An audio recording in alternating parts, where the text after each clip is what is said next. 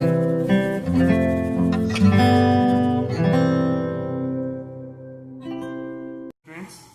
आज हम स्टार्ट करने जा रहे हैं एक्सरसाइज 13.2 क्लास 10th की। ठीक है, तो एक्सरसाइज स्टार्ट करने से पहले हम इसके एग्जांपल्स कर लेते हैं।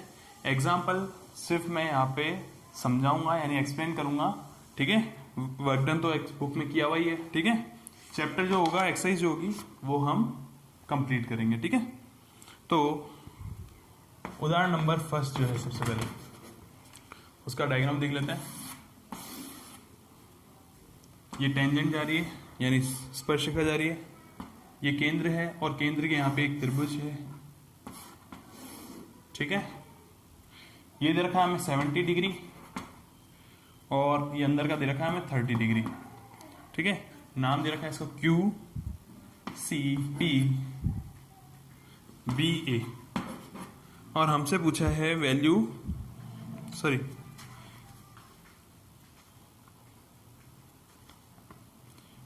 कोण ए की वैल्यू 70 डिग्री होगी क्या? कोण ए बराबर 70 डिग्री होगा क्या? तो देखो, ये अपनी क्या है, स्पर्शरेखा। स्पर्शरेखा से स्पर्श बिंदु जो है, यहां से अगर अपन क्या खींचते हैं, जीवा खींचते हैं यानी कॉर्ड खींचते हैं, तो इसके वृत्तखंड का भाग ये हो गया सेगमेंट का। इस सेगमेंट के कारण कोण कहां बन रहा है, यहां पे बन रहा है। तो ये वाला कोण क्या होगा, 70 डिग्री होगा, ना कि कोण ए। तो कोण बी बराबर 70 होगा, कोण ए नहीं होगा। ठीक है, ये हो गया इसका फर्स्ट पार्ट। ठीक है, और ये 70 ये 30, तो कोण बी का मान कितना होगा, 180 में से 100 गया तो 80 डिग्री। तो कोण ए का मान 80 डिग्री होगा। नेक्स्ट क्वेश्चन, फिर से वही टेंजेंट दे रखी है।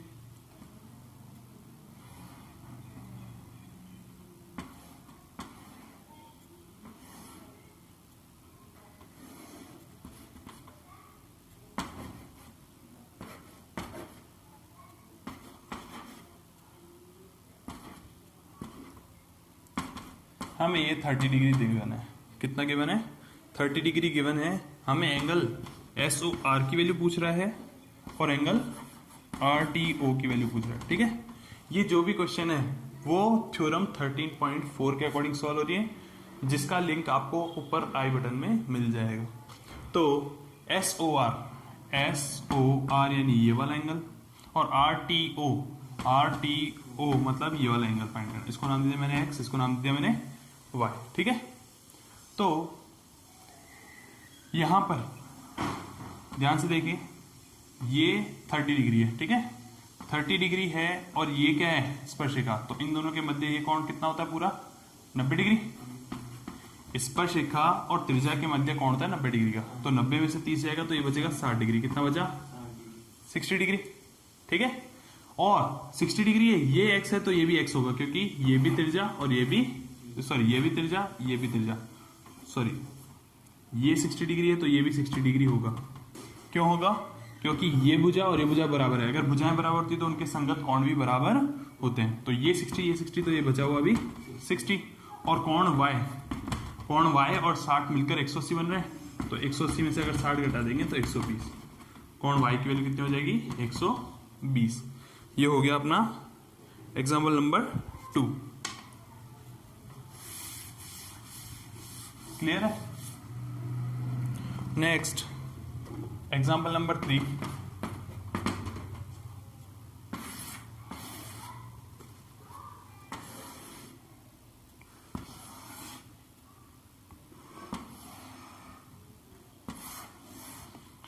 ये गिवन है 40 डिग्री, ये गिवन है 60 डिग्री, और ये एंगल पूछ रहा है शायद, एक मिनट देखते हैं, आर सी एस बी ए क्यू बी।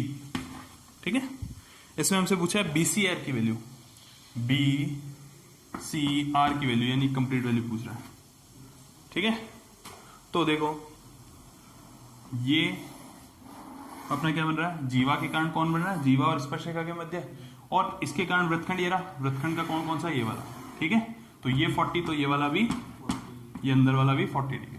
ठीक है, कोई दिक्कत? और 40 डिग्री हो गया। इसी के साथ ये 60 डिग्री, ये किसके कारण बन रहा है? इसके कारण बन रहा है, ठीक है। तो ये कॉर्ड ये हो जाएगा अपना 60 डिग्री और ये वाला भी हो जाएगा अपना 60 डिग्री, ठीक है। देख लो फिर से एक बार, ये टेंजेंट और ये कॉर्ड, इसके कारण कौन बन रहा है 60 डिग्री का।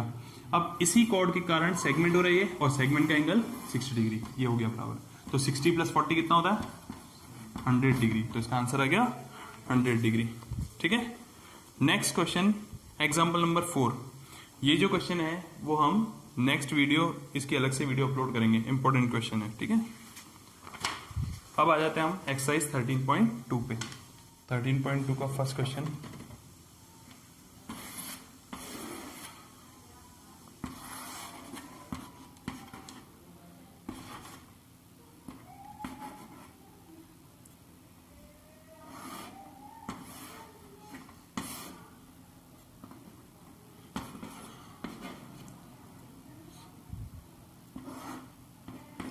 ठीक है। ये डायग्राम हमें गिवन है, हमसे पूछ रहा है कि BAQ एंगल, BAQ यानी इस वाले एंगल का एकांतर वृत्तखंड कौन सा है, यानी ऑल्टरनेट सेगमेंट कौन सा है, ठीक है। अब देखो, इसके कारण जीवा कौन सी है? ये वाली है, यानी कॉर्ड कौन सी? ये वाली है। तो इसके कारण अपना सेगमेंट आ रहा है ये वाला, ठीक है। तो हम इसका नाम देंगे, इसका आंसर हो जाएगा ACBD। कौन सा? ACBD। ये जो सेगमेंट है वो इसका सेगमेंट है, ठीक है। एकांतर वृत्तखंड किसका? एंगल BAQ का, ठीक है। फिर से एक बार रिपीट कर रहा हूँ, ये वाला एंगल इस कॉर्ड से बना है और इस कॉर्ड के कारण ये वाला पार्ट कट रहा है, यानी सेगमेंट कट रहा है, ठीक है। फर्स्ट का आंसर हो गया। अब ये सेकंड क्वेश्चन इसी के लिए पूछ रहा है, एंगल DAP का क्या है? एंगल DAP यानी ये वाला एंगल जो है, ठीक है, ये किस कॉर्ड के कारण आ रहा है? इस वाली कॉर्ड के कारण आ रहा है और इस कॉर्ड के कारण ये वाला सेगमेंट कट रहा है। तो इस वाले सेगमेंट का नाम हो गया ये, यानी ADB या ACBD नाम दे दो, ACBD, ठीक है। ये हो गया इसके एकांतर वृत्तखंड यानी ऑल्टरनेट सेगमेंट। नेक्स्ट क्वेश्चन है, अगर C को B से ज्वाइन कर ले, अगर C को B से ज्वाइन कर ले, ठीक है, तो एंगल ACB किस कोण के बराबर होगा? एंगल ACB, ठीक है। तो अपना एंगल ACB कौन सा है?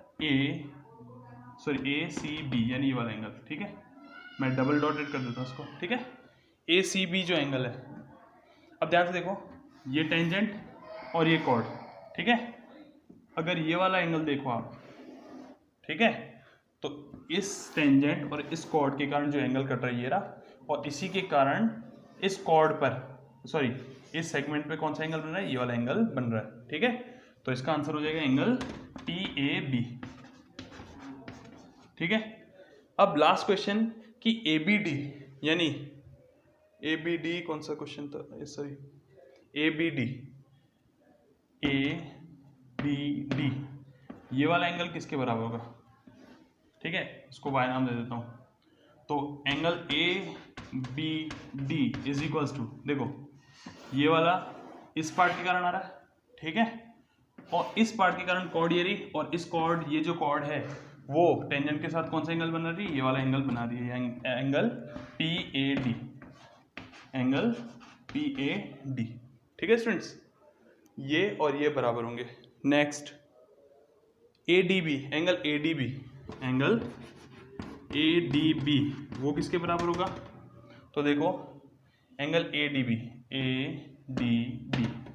तो ये वाला एंगल इसके कारण ज्वाइंट हो रहा है और इससे कॉर्ड ये वाली आ रही है, और ये टेंजेंट के साथ कौन सा एंगल बन रहा है? ये वाला एंगल बना रहा है, यानी एंगल QAB। तो ये हो गया अपना क्वेश्चन नंबर फर्स्ट, ठीक है। ये इक्वल क्यों होंगे, इसके आगे रीजन लिखना पड़ेगा, तो लिख देना थ्योरम 13.4 से, ठीक है। नेक्स्ट क्वेश्चन नंबर 2, हमें डायग्राम दे रखा है और डायग्राम के बाद बोल रखा है BAC की वैल्यू 80 डिग्री और BCP की वैल्यू हमें फाइंड करनी है, BCP की वैल्यू हमें फाइंड करनी है, ठीक है। तो देखो ये 80 डिग्री जो है यहाँ से बन रहा है, इनके जॉइंट से बना रहा है, और इससे कॉर्ड कौन सा रहा है? ये वाला, और ये कॉर्ड टेंजेंट के साथ कौन सा एंगल बना रहा है? ये वाला एंगल बना रहा है, तो ये वाला एंगल, तो एंगल BCP बराबर भी 80 डिग्री होगा, ऑल्टरनेट सेगमेंट थ्योरम से।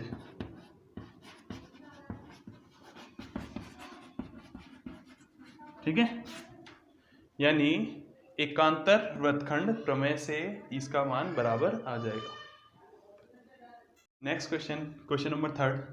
ये डायग्राम गिवन है, हमसे पूछा है एंगल TSY की वैल्यू क्या होगी, एंगल TSY की वैल्यू क्या होगी। ठीक है, तो देखो इसको मैं इससे ज्वाइन कर लेता हूँ। पहले इसको नाम दिया मैंने x, इसको नाम दिया मैंने y। ठीक है, लिखोगे यहाँ पे लेट एंगल RST बराबर x, लेट कर रहे हैं ना, माना, और angle TSY is equal to y। ठीक है, अब देखो ये 30 डिग्री यहाँ से ज्वाइंट हो रहा है, कॉर्ड कौन सी है इसकी, TR, और TR के कारण एंगल कितना बन रहा है, x, तो एंगल x बराबर 30 डिग्री। ठीक है, किससे, ऑल्टरनेट सेगमेंट थ्योरम से। हर बार नहीं लिखूंगा, ऑल्टरनेट सेगमेंट थ्योरम यानी 13.4 थ्योरम। ठीक है, उससे आ गया। अब देखो ये क्या है और ये क्या है, ये है रेडियस और ये है टेंजेंट, तो लंबवत होते हैं स्पर्शरेखा और त्रिज्या आपस में। ठीक है, तो x प्लस वाई का योगफल कितना आना चाहिए, 90 आना चाहिए।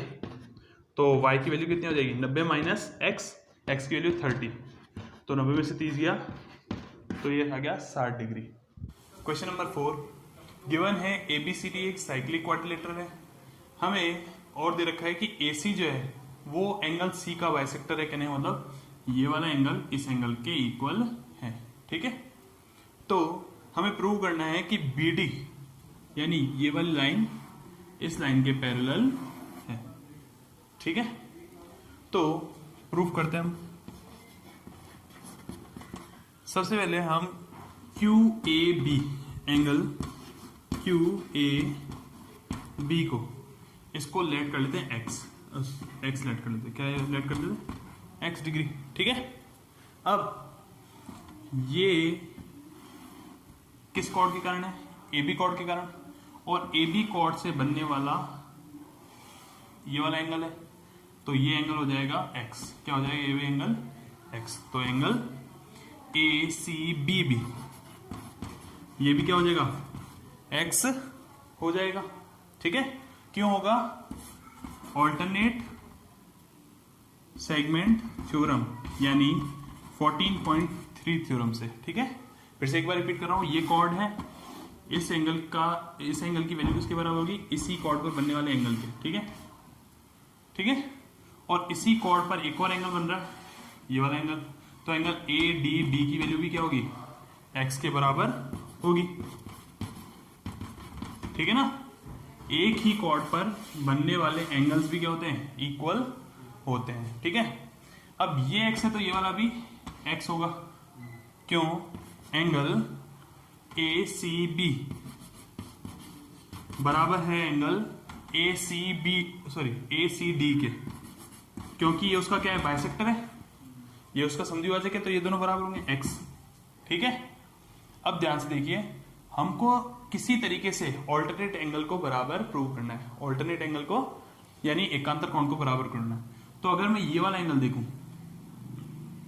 सॉरी ये वाला एंगल देखूं, ठीक है, तो देखो आगे मैं ले रहा हूं एंगल PAD। ठीक है, थ्योरम 14.3 से ये किसके इक्वल होगा, देखो ये और ये कॉर्ड आ रही है। ठीक है, इसके बीच में एंगल आ रहा है और इस कॉर्ड के कारण ये वाला एंगल बन रहा है। ठीक है, तो ये एंगल DCA क्या हो जाएगा, DCA के बराबर, जो कि कितना है, x है। ठीक है, ये भी क्या हो गया, x हो गया।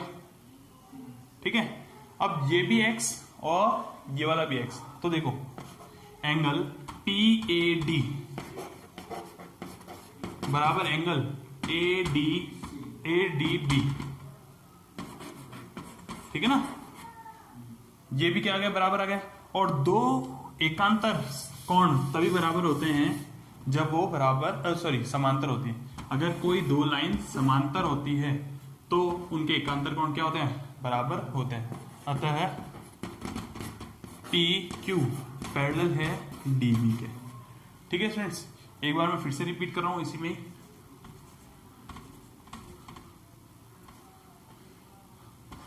देखो ये मैंने x लेट कर लिया, ठीक है। अब इस कॉर्ड के कारण एंगल बन रहा है ये वाला, यानी ये भी x, और इसी कॉर्ड पे ये वाला एंगल बन रहा है ये भी x, ठीक है। फिर ये और ये एंगल बराबर है तो ये x है तो ये भी x, ठीक है। अब ये किस कॉर्ड से आ रहा है, इस वाली कॉर्ड से आ रहा है, इस वाली कॉर्ड और टेंजेंट के बीच में एंगल ये वाला x। अब ये भी x और ये भी x, ये क्या बन रहा है, z बन रहा है। z एंगल बराबर तभी होते हैं जब ये लाइन पैरेलल होती है, तो इस कारण ये पैरेलल प्रूव हो गया।